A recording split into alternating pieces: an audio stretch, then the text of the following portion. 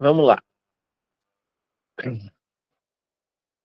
Quando ainda falando sobre a questão do limite de 70%, né, para gasto com o pessoal. Pagamento de salário, ativo e inativo, o máximo 70%.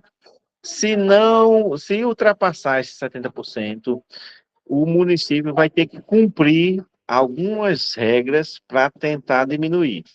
A primeira regra dele, para conseguir esse limite, a primeira, vai reduzir 25%, 20%, aliás, 20% das despesas com carro comissionado. Ou seja, vai demitir carro comissionado. Vai ficar com o essencial dos cargos comissionados. Não conseguiu ainda, não conseguiu ainda diminuir, está excedendo os 70%, vai começar a demitir os servidores não estáveis. Quem são os servidores não estáveis? Os contratados. Vai diminuir nos contratados. Aqueles que estão em estágio probatório, que ainda não têm estabilidade, porventura for necessário, a demissão também pode acontecer. Demitiu todos os contratados, ainda não conseguiu diminuir de 70%. Aí vai para aqueles não estáveis que tenham sido aprovados em concurso público, mas ainda não tem a estabilidade. O município, por uma questão de ajuste desse limite, que é muito difícil acontecer essa situação depois de demitido os contratados, depois de reduzido os comissionados, respingar naquele que fez concurso público e ainda não é estável, que ainda não passou os 3 anos de estágio probatório. É muito difícil. Mas se caso acontecesse, poderia haver demissão também dessas pessoas. Mesmo sendo aprovado no concurso, mesmo estando ali garantido, entre aspas, né, poderia acabar perdendo por conta desse limite de 70% que foi ultrapassado, né? Isso é uma situação. Pode falar, Milene, tá com a mão levantada. Por exemplo, num concurso há 2 vagas para tal situação. E 4 pessoas conseguiram passar. Aí como é que vai ser? Aí vai fazer outra prova para poder saber qual das pessoas que vai entrar no cargo. Não, o concurso tem lá as vagas. O município botou 2 vagas. Mas quando saiu os aprovados, vamos dizer que tinha 10 pessoas classificadas. 2 aprovados, né, que são os dentro da vaga, e 8 classificados. Mas na hora de chamar, o município chamou 4. Aí chamou as 2 que tinham sido aprovadas e os 2 na sequência, né, o terceiro e o quarto lugar. Já aí o próximo já vai ser o quinto. O próximo vai ser o quinto. Aí, nesse caso, se o município precisar de mais profissionais naquela área, vai chamando e vai entrando no serviço público aqueles demais, né, nessa ordem, né?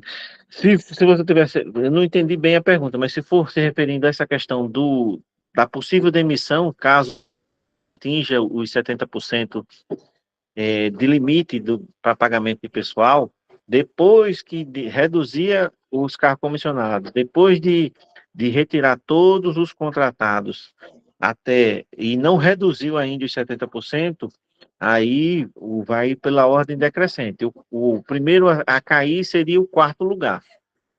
O segundo a cair, se fosse necessário, seria o terceiro lugar. E ia voltando, ia ser voltando, que iria ser feito, né? Mas isso é uma situação, uma situação hipotética, é uma hipótese que não acontece, porque você, quando reduz o cargo comissionado e reduz os contratados, baixa consideravelmente, porque há uma necessidade de contratos nem todas as prefeituras, e mesmo depois do concurso público, há, porque há sempre situações de licenças, há sempre situações de gestantes, licenças por saúde, por problema de saúde, licença sem vencimento, que aí você não pode ter no caso, uma licença gestante, uma licença maternidade. Uma servidora, porventura, sai para passar os 4 meses fora, né, da licença maternidade, né, o período de licença maternidade. O município, mesmo tendo vagas do concurso lá para aquele cargo, para chamar, o município não vai poder chamar uma servidora efetiva, vai ter que contratar, porque vai contratar especificamente para aquela pessoa tirar o período de licença, né? Então, mesmo que haja carência, necessidade de se contratar um efetivo, nesses casos vai ser necessário contratar, mesmo tendo acontecendo concurso agora, por exemplo. Essa é uma situação. Então, sempre vai precisar haver contratações, porque há serviços que, que são necessários ter mão de obra de contratados para manter os serviços públicos. E são serviços temporários, por exemplo, programas como programas, aquele programa de reforço, de aula de reforço, um exemplo. O programa de aula de reforço, ele não é permanente. Há uma contratação de pessoas que concluíram o ensino médio ou que estão concluindo o ensino médio, com o objetivo de que essas pessoas auxiliem alunos com dificuldades na escola, com aula de reforço de português e de matemática. Tem que ser efetivo nesse caso? Não, vai ter que ser contratado, porque é um programa, um projeto específico para enfrentar a, a questão do aprendizado, né? Para melhorar o aprendizado, para auxiliar os alunos. Aí, mesmo tendo concurso lá, vai ter professores contratados para esse programa, por exemplo, né? Então, essa questão do ter o concurso, dizer, tendo concurso vai proibir ser contratado, ela é falsa. Não é assim. Não funciona assim. Tem programas, tem projetos que são necessários e precisa ser contratado, porque não são serviços perenes, como o Rio perene, que é aquele contínuo, que nunca seca, né? São serviços que duram durante um período. O projeto lá do reforço vai durar durante um ano letivo. Terminou o ano letivo, terminou o programa. Aquele contratado, aquele professor que era o professor de reforço, pode ser contratado no ano seguinte, mas ele não continua, não é um projeto contínuo, perene, ele tem prazo de validade, né? E tem programas, o Criança Feliz é um programa também que tem prazo de validade, né? Ele dura durante um ano, durante um período, o Criança Feliz da assistência, né? Tem outros programas, o Canoa Solidária, Canoa Solidária de repasse de cestas básicas para a comunidade em situação de vulnerabilidade. É, é necessário ter uma equipe para o Canoa Solidária. Essa equipe vai ser efetiva? Não. Vai precisar ter um assistente social, vai ser contratada para lidar com aquele programa durante aquele período, né? Então a gente tem que separar as coisas e ter a noção de que o concurso público não significa ter o fim das contratações, porque há situações que há necessidade de haver contratação. A ordem de convocação vai ser sempre primeiro lugar, primeiro a ser convocado, segundo lugar, segundo a ser convocado. Atingiu o número de vagas, precisou chamar, vai chamar o próximo da ordem. Por isso que após o concurso começar a convocar, a gente tem que estar acompanhando os chamados, principalmente se você está ali próximo, né, dos aprovados ali. Chamou, chegou próximo de você, você já tem que ficar atento, porque você não pode perder o prazo, né, da convocação. Ser convocado tem que levar a documentação, tem que levar os exames médicos, aquela coisa toda, né? Mas vamos voltar aqui para a questão da questão orçamentária, né? Quando se faz todas essas exigências para tentar diminuir as despesas com o pagamento de pessoal, e ainda assim não são suficientes, né? Aí pode cair até para o servidor estável, olha. Até o servidor que já seja estável pode perder o cargo. Aí, como é que vai ser a escolha? Como é que vai ser a escolha? Vai ser os mais recentes. Aquele servidor que conseguiu primeiro, que é mais velho no serviço, ele vai ser o último a ser alcançado. Ele vai ser o último a ser alcançado. Mas aquele servidor, agora, vamos uma situação hipotética, concurso público 2024, a gente começa a trabalhar. Em 2027, a gente consegue a estabilidade, né? A gente passa os 3 anos de estágio probatório, é aprovado na avaliação, consegue se efetivar. É um funcionário estável do município. Em 2028, acontece que o orçamento e o pagamento de pessoal ultrapassa os 70%. Ultrapassa os 70%. O pagamento pessoal ultrapassa os 70%. Tem 2 funcionários. Acontece do executivo reduzir os comissionados, acontece do executivo exonerar todos os que não são estáveis, né? Quem é os servidores não estáveis? Todos os servidores contratados e todos aqueles que ainda estão sob o estágio probatório. Ele ainda não é estável. Eliminou todos. E ainda assim, não alcançou, não baixou os 70%, que a lei determina, né? Que é o máximo. Aí vai alcançar os servidores estáveis. Aí vamos lá. Eu que fui aprovado agora e estou estável, fiquei estável em 2027.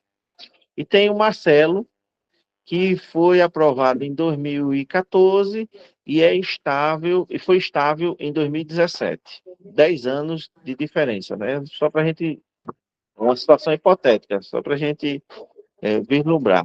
Quem primeiro vai cair? Tanto eu como o Marcelo estamos no mesmo cargo. Aí quem primeiro vai cair? O Marcelo, que é mais velho no serviço, ou eu que sou mais novo ali na estabilidade? O primeiro a cair seria eu. Há possibilidade do servidor estável sofrer a demissão caso o município não respeite essa regra de que 70% do, do recurso pode ser usado, no máximo 70% para pagamento de pessoal. Há essa possibilidade, sim. Se não cumprir, se não der jeito, não tiver reduzindo ainda, se não der jeito, vai acontecer de servidor estável perder o cargo. Aí quem é que vai primeiro cair? Aquele mais novo. Alcançou a estabilidade mais recente, vai ser os primeiros a sair, a serem demitidos, né? Aí, quando acontece isso, o município fica impedido de fazer concurso público, o município fica impedido.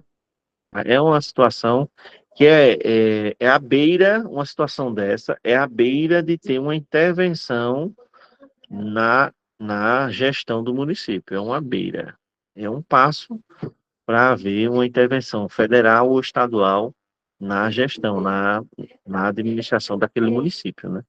Essa regra dos 70%, ela é uma regra que precisa ser respeitada, né? O máximo de despesa com pagamento de pessoal, ela tem que ser respeitada pelo município, pela Câmara de Vereadores, pelo governo estadual, pela Assembleia Legislativa, pelo governo federal, pelo Congresso Nacional.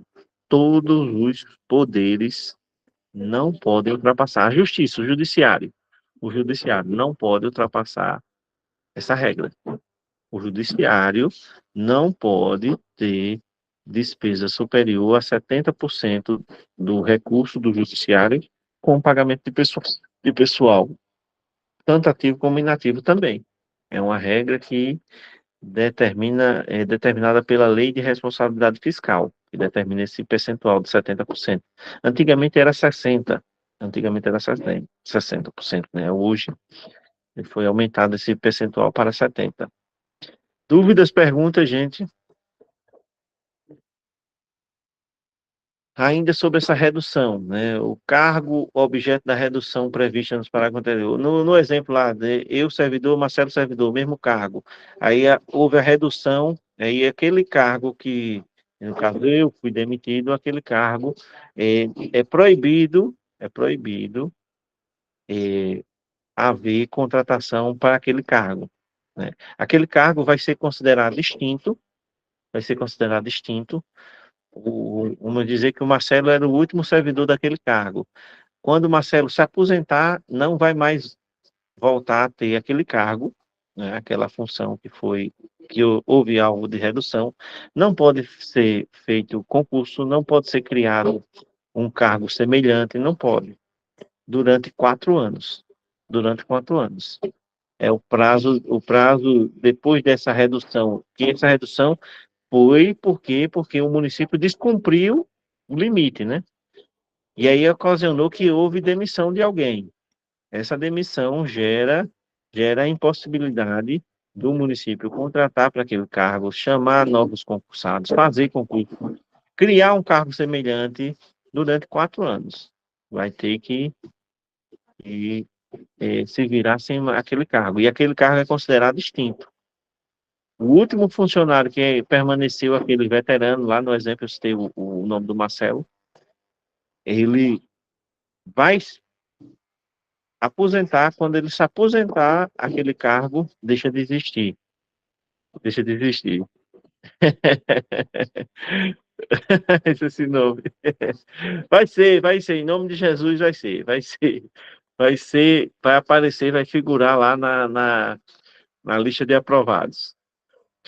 Aí, gente, o município publicará em órgão oficial, até 30 dias após o encerramento de cada bimestre, relatório resumido da execução orçamentária. A cada 30 dias Agora, o bimestre termina aqui, o primeiro bimestre de 24, né? Termina agora dia 29 de fevereiro, né? Depois de 30 dias do primeiro bimestre, o município vai apresentar no site do Portal da Transparência, no site da Prefeitura, vai ter um relatório resumindo do que foi executado nesses 2 meses. Foi gasto dinheiro em obra A, em obra B, foi gasto dinheiro com pagamento de salário da escola A, da escola B, entendeu? Vai ser sempre utilizado, vai ser sempre utilizado. Terminou o bimestre, 30 dias à frente, esse relatório tem que estar disponível nos órgãos, né, oficiais de divulgação, que no caso é o Portal da Transparência, o site da Prefeitura, né? Aí também esse relatório vai ser resumido, um balanço orçamentário, né? Quanto entrou de recurso, o que foi gasto, o que foi executado, o que foi pago, né? Aí lá vai estar de onde é a secretaria, receita por fonte. Receita por fonte significa qual a secretaria que gastou, né? E informando o que foi realizado e ainda o que tem para ser realizado, né, de previsão, né? E as despesas também. A despesa por grupo, né? De quem é aquela despesa? Qual secretaria é? Qual programa? De qual projeto é? Discriminando tudo direitinho e ainda consta. Nesse balanço vai constar também o saldo que ainda tem para utilizar no ano daquele recurso, daquele dinheiro lá que aí vem a manutenção à escola.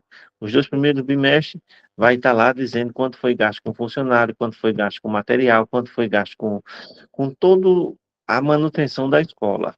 E está lá também o saldo restante, quanto falta no, manutenção do ensino naquela escola nos meses que faltam. No caso aí, nos 10 meses que falta para terminar o 24. Né? Aí vamos aqui para. A gente volta daqui a pouco para responder essas questões. Vamos aqui. Ainda a receita por categoria econômica, por fonte, especificando a previsão inicial, a previsão atualizada para o exercício, quanto entrou de receita naquele bimestre, quanto tem a previsão para o exercício posterior, né, o mês seguinte, quanto entrou no mês anterior, sempre lá para que a gente entenda quanto que entrou, quanto foi gasto, quanto está previsto entrar no mês seguinte, né? Para a gente ter essa ideia. A despesa da mesma forma, né? A despesa, quanto foi gasto no mês anterior, quanto está sendo gasto naquele bimestre, quanto é a previsão de gasto para os bimestres seguintes, né? Tudo isso ele está previsto nesse balanço, nesse balancete, destrinchando o que foi gasto durante aquele bimestre em todos os serviços do município. Né? Não é um balanço pequeno. Imagine quantas escolas, quantos postos de saúde, quantos serviços na agricultura, quantos serviços no esporte, quantos serviços na assistência, quantos serviços na administração, quantos serviços na aviação e obras. Né? Tudo isso vai ter que constar, é um documento longo, comprido, detalhado, especificando quanto foi gasto em cada setor do município. E isso tem que ser feito a cada final de bimestre, 30 dias para frente, tem que ser atualizado a, a esse instrumento para que qualquer cidadão possa acompanhar lá no site da prefeitura e ver como é que está sendo desenvolvido o uso do orçamento, né? E aí, gente, isso tudo é previsto por conta dessa lei aqui, que é uma lei famosa que todo mundo que é concurseiro sabe, que é a Lei Complementar 111 não, 101, desculpa, a Lei Complementar 101 do ano 2000, chamada LRF, Lei de Responsabilidade Fiscal, LRF, popular Lei de Responsabilidade Fiscal. Aí vamos aqui responder essa 83. O orçamento público é um instrumento de planejamento governamental em que constam as despesas da administração pública para um ano em equilíbrio com a arrecadação das receitas previstas. Consta as despesas e tem a previsão da receita. Isso está certo ou errado?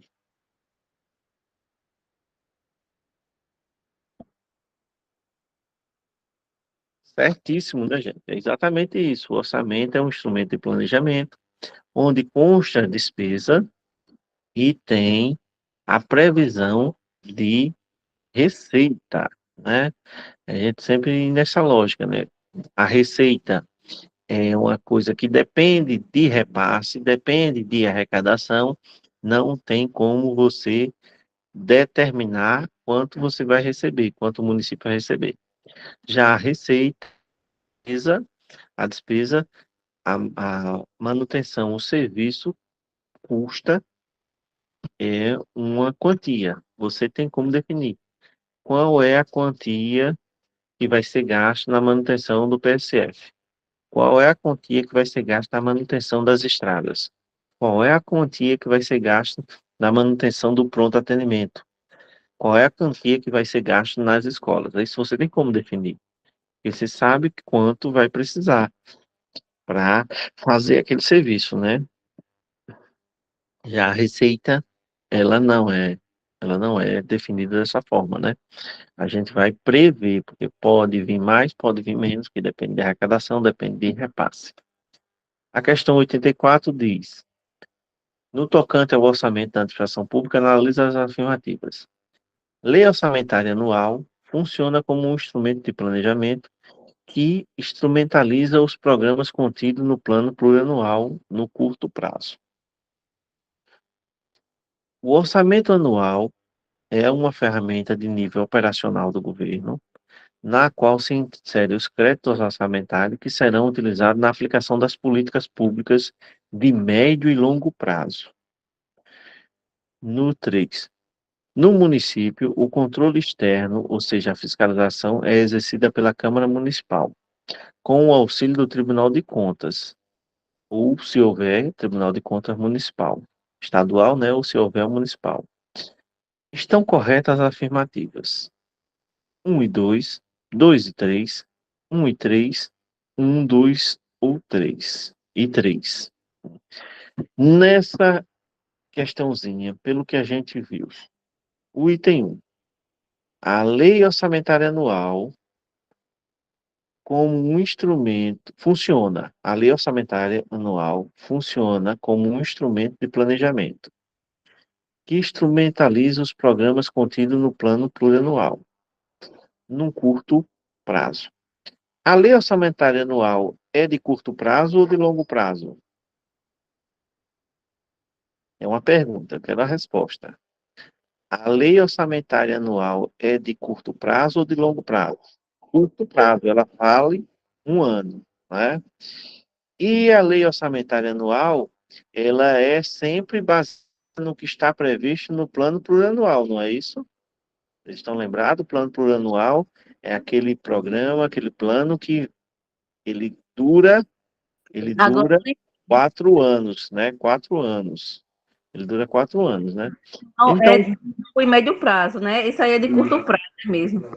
a lei orçamentária é curto, o plano plurianual é de médio e longo prazo, que é 4 anos, que na administração pública é considerado longo prazo.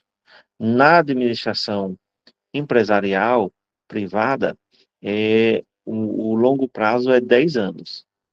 É 10 anos, acima de 10 anos os planos, né? 10 anos. Até 5 anos é considerado médio, médio prazo. Então, o item 1 está correto, né? Ele está correto. A lei orçamentária funciona como instrumento de planejamento, verdade. Instrumentaliza os programas contidos no plano plurianual, também é verdade. E a lei orçamentária anual, ela é no curto prazo, verdade. Agora, o item 2.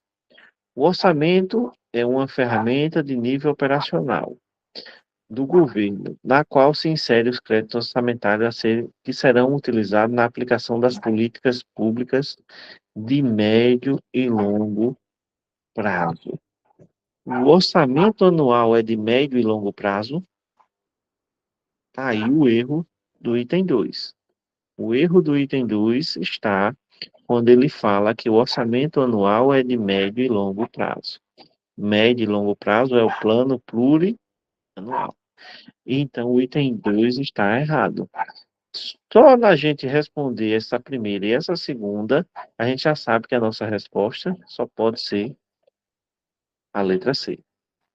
Porque na letra A tem 2, na letra B tem 2 e na letra D também tem 2. E a gente sabe que o 2 está errado, porque ele está falando, afirmando que o orçamento anual é uma política pública de médio e longo prazo. E não, o orçamento anual é uma política pública de curto prazo, que dura um ano. A lei de diretriz orçamentária é uma política pública de curto prazo, que dura um ano. O plano plurianual, aquele que passa mais de um ano, e dura 4 anos, esse é uma política pública de médio e longo prazo, né? E o item 3, esse, acho que ninguém vai esquecer, ó, esse a gente vem falando bastante nisso, que no município o controle externo é feito pela Câmara de Vereadores, né? O controle externo do município é feito pela Câmara de Vereadores, que é auxiliada pelo Tribunal de Contas Estadual onde houver municipal, né? Que não é o caso nosso. O, o nosso caso é que a gente tem o Tribunal de Contas Estadual, que auxilia todas as câmaras de vereadores para exercer esse papel de órgão fiscalizador, né, de controle externo. Então, o item 3 está correto, né, está corretíssimo, né? Aqui a gente já leu, né? Agora vamos aqui a questão do montante dos recursos financeiros a serem entregues ao Poder Legislativo. Aí, gente, deixa eu até pegar aqui a resposta que a prima minha deu sobre isso. Deixa eu ver aqui. Ela me explicou e eu compreendi. Aí eu fui querer se aprofundar, ela foi e disse, olha, é, essa questão para aprofundar é mais complexa, mas não a questão de fácil entendimento, é aquela questão dos 8% que tem cá em cima e cá embaixo falar em 6%, né? Que a gente bateu nessa tecla que não estava compreendendo. O 8% é o teto máximo, o máximo que o município poderia receber em si seria 8%, no caso de repasse para a Câmara, para o Poder Legislativo. O máximo de repasse para o Poder Legislativo seria 8%, o máximo que o município poderia repassar. O 6% é o que a Constituição determina. A Constituição determina que o montante do Legislativo para receber no Legislativo para cidades até 50 mil habitantes é 6% do FPM, do fundo, não é só do FPM, não, é dos recursos do município. O recurso do município, o orçamento do município, 6% nas cidades até 50 mil habitantes é o máximo que o município pode repassar para o legislativo. Aquele 8% é o teto máximo, é o máximo do máximo. Era até aquele valor. Já o que a Constituição determina é que cidades até 50 mil habitantes seja o valor de 6%, que é essa emenda em si, ela foi em virtude da Lei de Responsabilidade Fiscal. A Lei Complementar 101, a Lei de Responsabilidade Fiscal, que determinou esse percentual máximo de repasse para o legislativo nas cidades que têm até 50 mil habitantes, que é o nosso caso, né? Então, o legislativo vai receber, no máximo, na nossa cidade, 6% para usar no, na manutenção dos serviços da Câmara de Vereadores. Na manutenção dos serviços da Câmara de Vereadores é, no máximo, 6% o repasse. E aqueles 8% anteriormente lá visto, seria o teto, seria o limite, né? Mas no nosso caso, a lei complementar 101, a lei de responsabilidade fiscal, determinou esse limite para cidades com mais de, de 50, com 50 mil habitantes, com até 50 mil habitantes. Essa questão já está respondida, essa já está respondida. Eu acho que eu respondi essas questões e tal. Foi, foi. A gente tem problema não, a gente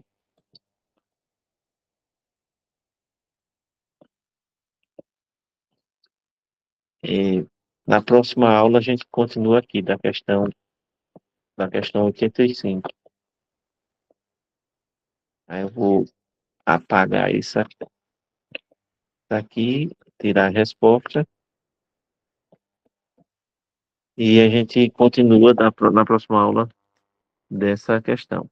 Eu vou agora aproveitar e vou preparar o formulário do aulão e o formulário do, do simulado, né? Vou preparar o formulário do aulão, vou preparar o formulário do simulado e posto ainda hoje no grupo.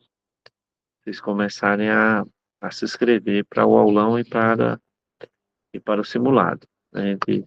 O simulado naquela perspectiva, a gente ter, não gastar material desnecessário, né? Imprimir o número de provas, né, suficientes para atender todos aqueles que se interessam em fazer e não estragar material. Então, eu peço que só se inscreva para fazer o simulado quem realmente vai poder ir fazer o simulado. Vai ser no domingo antes da prova, no dia 18, vai ser no dia 18, né?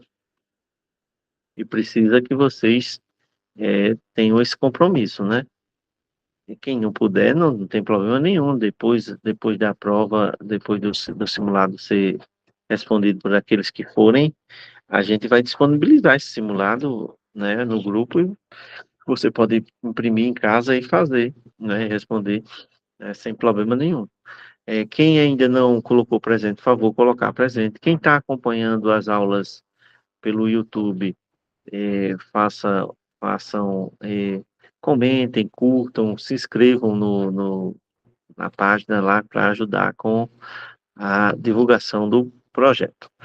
Tchau, tchau, gente.